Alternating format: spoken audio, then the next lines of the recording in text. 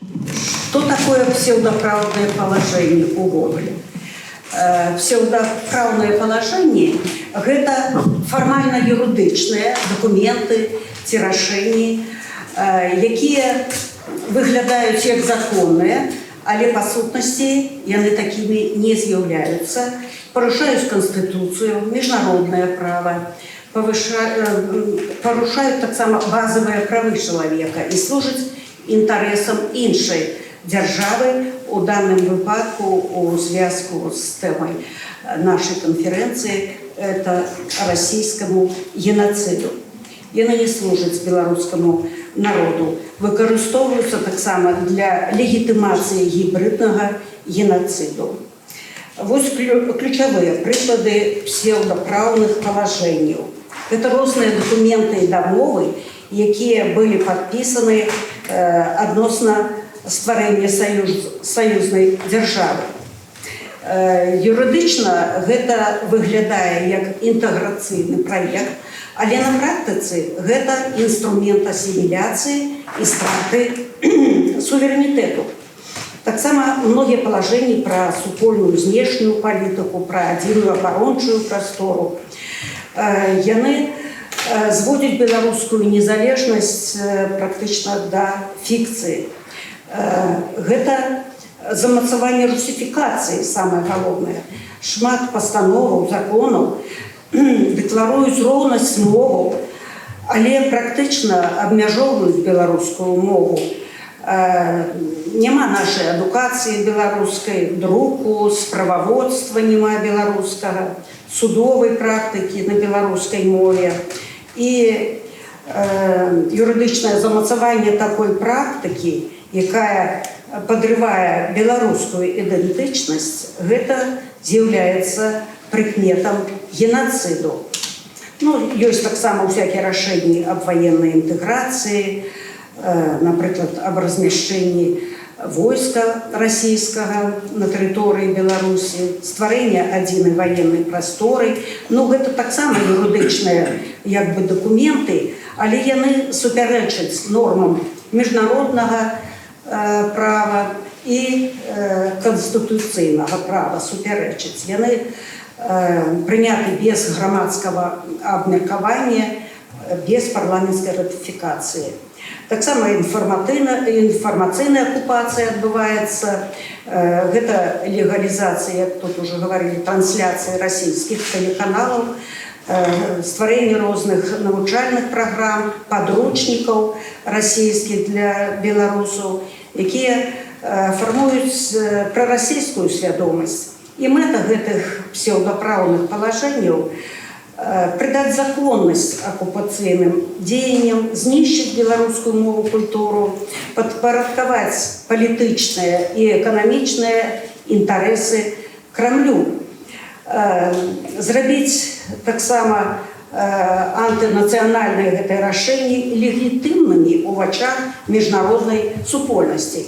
Такім чынам можна сказаць, што псевдапраўныя палажэнні гэта юрыдычны фасад расійскага геноциду у нашай краіне. І гэты геноцид праводзіцца ўжо больш за 200 гадоў, мэтанакіравана праводзіцца і рознымі такімі непрымальнымі прыёмамі. І то, што адбываецца ў нашай краіне пасля 2020 года, гэта якраз ёсць узмацненне гібриднага расійскага геноциду. Бо Расія зноў пабачыла беларусаў пад чырвона-белымі сцягамі, пабачыла імкненне да вызвалення ад маскоўскага панавання. Праз лукашэнкаўскі марыянетачны рэжым сталі праводзіцца небывалыя рэпрэсіі. І ў гэтай барацьбе улады шырока выкарыстоўваюць розныя юрыдычныя тэрміны. Конечно, гэта не новая о гісторыі Беларусі, пра што казаў і Зянон Станіславович і папярэдняя выступоўца. Гэта не новая, але вельмі непрымальныя формы прымае у наш час, бо шмат людзей пакутуе и терпіць от гэтых дзеянняў. Хочу сказать, что гибридная война Российской империи была трансформована в советскую гибридную войну, и большевики почали с того, что стали уживать такие псевдоправедные положения, как нацдеп, кулак, ворог народу, вредитель. Понятие ворог народу увёў яшчэ Сталин. И этот термин одразу вызваляў ад необходимости шукаць доказы виноватости человека, калі ён не згодны с политикой улады. Але ў крымінальных кодексах артикула такого с термином ворог народу, нацдем, кулак не было. Нацдемами называли представников белорусского национального дрожжения, которые хотели бачить Беларусь самостойной культурно-политичной адзінкай. И у 20-х, на початку 30-х годов за падтрымку мовы и державности белорусской шмат людей было арыштавана по сфальсификованных обвинувачениях у буржуазном национализме только за то, что яны писали по-белоруску, те доследовали историю Беларуси. Позднейшие понятия были такие: дармаед, тунеядец. Яны таксама не мають юридичної основи і використовуються сучасними владами з порушенням принципів правової держави. У часи Советского Союзу гэтыя тэрміны ўжываліся супраць дысідэнтаў, творцаў, якія не працавалі па дзяржаўных накірунках. Но многія беларусы памятаюць дэкрэт номер 3 от 15-го года, які увёў грашовы збор адносна тых людзей, якія не мелі афіцыйнай працы больш за 183 дні у годзе. Мы памятаем, што тады былі хваляванні, выступы, народ супраць быў такога дэкрэта. Но у 18 годзе дэкрэт гэты замянілі іншым, але таксама недэмакратычным актам. Бо юридичная докладность отсутнічае и есть супярэчнасць міжнароднаму праву, міжнароднаму пакту об грамадзянскіх і палітычных правах, бо прымусовая або абавязковая праца міжнародным правам забараняецца. У міжнародным і нацыянальным праве тэрміны вораг народу, кулак, нацдем, дармаед, тунеядец ніколі не з'яўляліся юридичнымі паняццямі. Это все идеологичные ярлыки для оправдания политичных репрессий. Яны не адпавядаюць принципам правовой державы, бо не мають докладного вызначения и дозволяют трактовать гэтые придуманные понятия адвольно. В связи с политикой российского геноциду с початку 20-го года уже стали широко уживать такие юридичные понятия, как экстремизм и терроризм.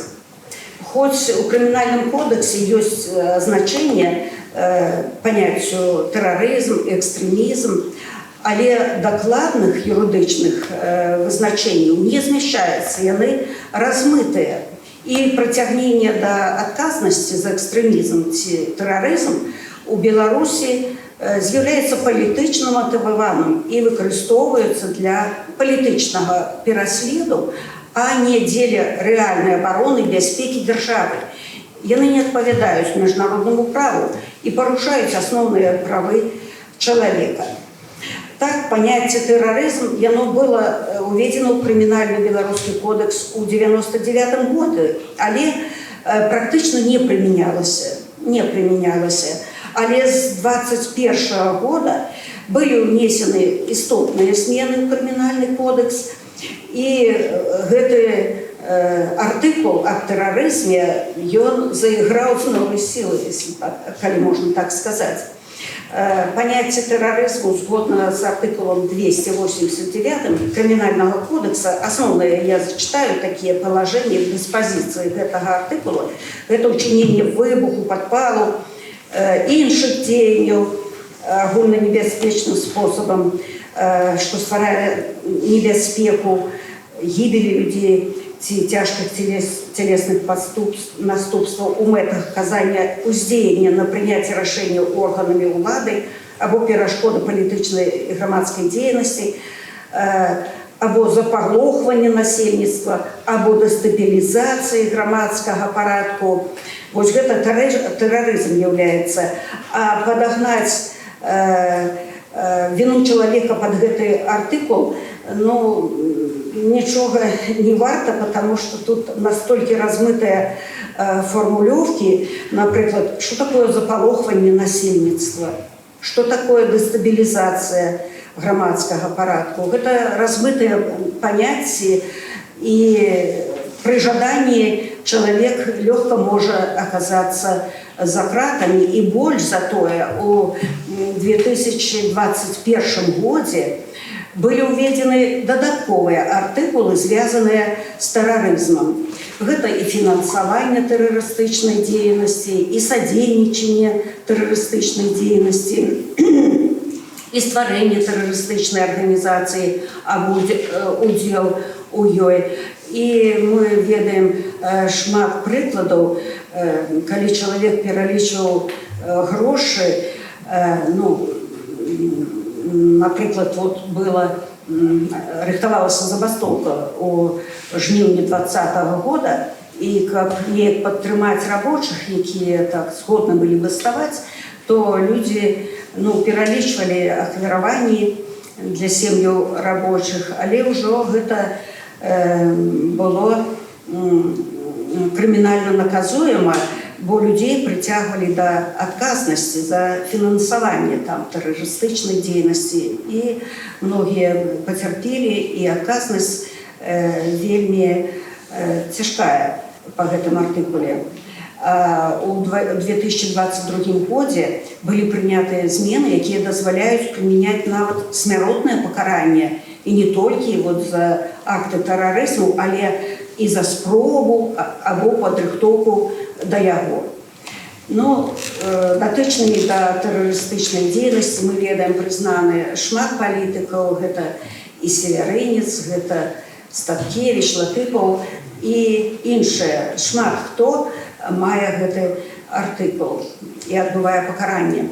Таксама паняцце экстрэмізм стала шырока выкарыстоўвацца.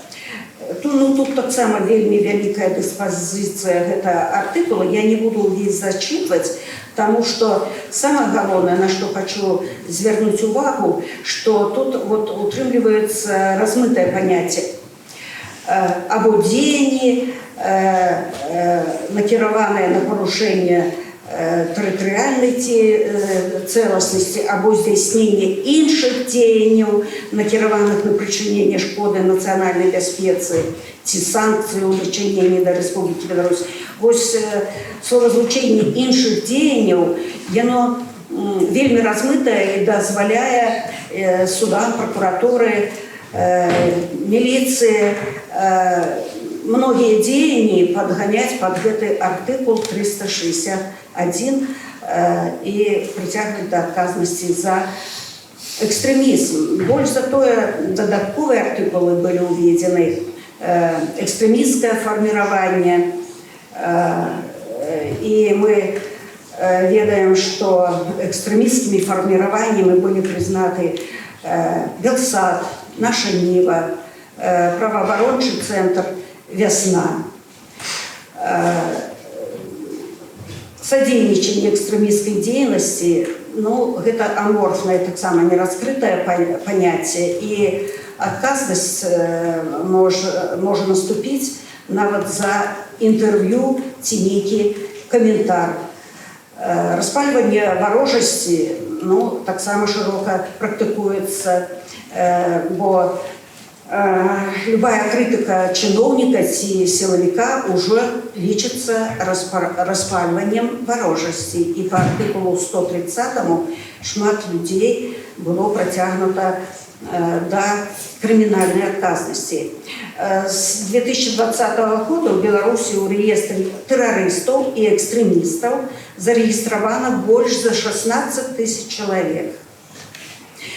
Отказность за по політично мотивованим справам часто приймала абсурдні форми.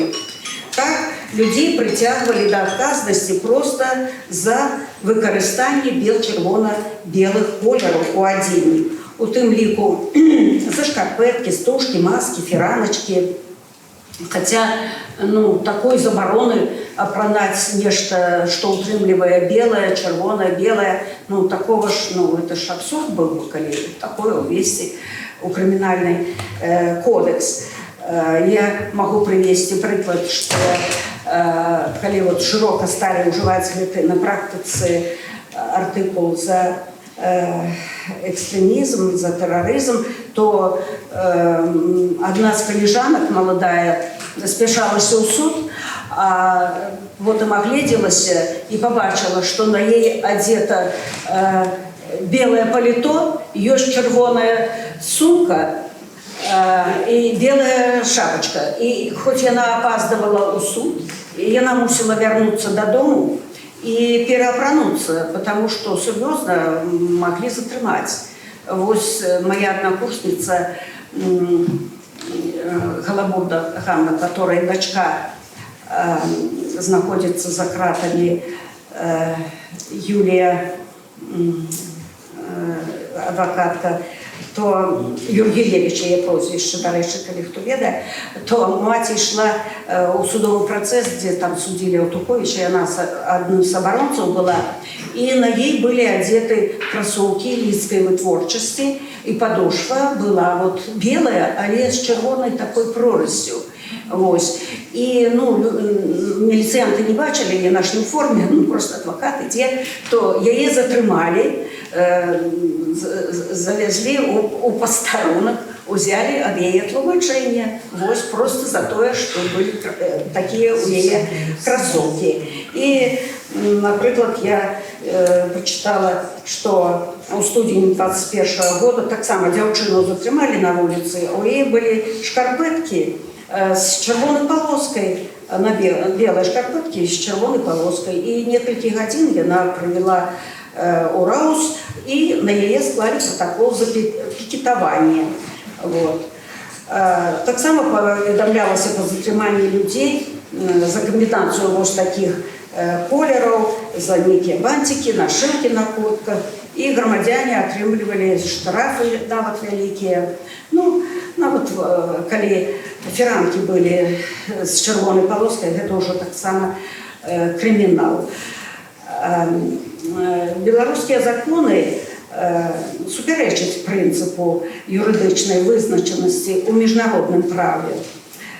Наприклад, розповсюд екстремістських матеріалів можна означати просто подписку на телеграм-канал. Але хочу сказать, что подобные меры не распаўсюджваюцца на службовых асобаў ці супрацоўнікаў дзяржаўных СМИ за распальванне варожасці, напрыклад. Азаронак заявлял, что я испытываю острую неприязнь, переходящую в ненависть, презрение и омерзение к социальной группе, которую можно обозначить как змагары, бычеванутые, подзападники.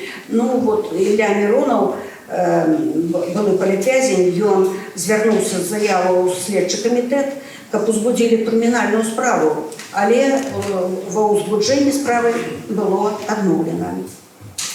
Международные организации, включаючи ААН, Amnesty International и іншие, неодноразово осуждали Беларусь за злоуживание понятиями терроризм, экстремизм, за порушение Международного пакту об громадянских и политичных правах, якія Беларусь між іншим подписала. Была принята резолюция Европарламента от 2021 года, где отзначено, что элементы криминального законодательства, включающие законы о борьбе с экстремизмом, використовуються для політичного пересліду. Об этом свідчить так само доклад групи експертів по Білорусі у рамках управління Верховного комісара ООН по правам человека. звярталася на гэту увагу неаднаразова за такія парушэнні, але ні міжнародныя асуджэнні, ні міжнародныя рэзалюцыі не прымаюцца да ўвагі у Беларусі, бо Лукашенко не турбуе лёс краіны і яе грамадзян. Ён выконвае загад з Крамля, і людзі вымушаны з'язджаць, ну, хоць і не ў вагонах, але ўжо адзначана 7 міграцыйных хваль, ну, пачынаючы з мінулага стагоддзя. Па падлікам гісторыкаў, гэта эміграцыя каштавала Беларусі каля 4 мільёнаў чалавек. І гэта толькі акрамя мільёнаў загінулых падчас вайны і сталінскіх рэпрэсій. А па дадзеным Еўрастата з 2020 года за рэпрэсій краіну пакінула каля мільёна чалавек. І ясна, што гэта ўсё людзі, якія не згодны з палітыкай маскоўскага ваксала Лукашэнкі, а значыць, з палітыкай, накіраванай супраць Беларусі і яе ідэнтычнасці. Прычым гэта ўсё працаздольнае, адукаванае, актыўнае насельніцтва. І чым даўжэй зацягваецца палітычны крызіс, тым, на жаль, меней шансаў, што гэтыя людзі вернуцца у Беларусь, асабліва тыя сем'і, якія выехалі з дзецьмі. І гэта не можа выклікаць трывогу за будучыню нашай краіны.